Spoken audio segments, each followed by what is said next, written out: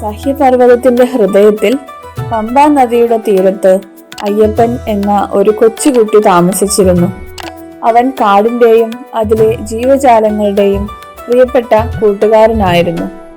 എന്നാൽ ആ കാടിന്റെ ആഴങ്ങളിൽ എല്ലാവരും ഭയപ്പെട്ടിരുന്ന ഒരാളുണ്ടായിരുന്നു, ശാർദൂലൻ എന്ന ഭീമാകാരനായ കടുവ. അവന്റെ ഗർജനം കേൾക്കുമ്പോൾ മൃഗങ്ങളെല്ലാം ഭയന്ന് ഓടി ഒളിക്കുമായിരുന്നു. ഒരു ദിവസം കാട്ടിലൂടെ നടക്കുമ്പോൾ അയ്യപ്പൻ ശാർദൂലനെ കണ്ടുമുട്ടി. മറ്റുള്ളവരെ പോലെ അയ്യപ്പൻ ഭയന്നില്ല. അവൻ ശാർദൂലന്റെ കണ്ണുകളിലേക്ക് നോക്കി. അവിടെ കണ്ടത് കോപമായിരുന്നില്ല, ഏകാന്തതയായിരുന്നു. "നീ എന്തിനാണ് എപ്പോഴും ഒറ്റയ്ക്കിരിക്കുന്നത്?"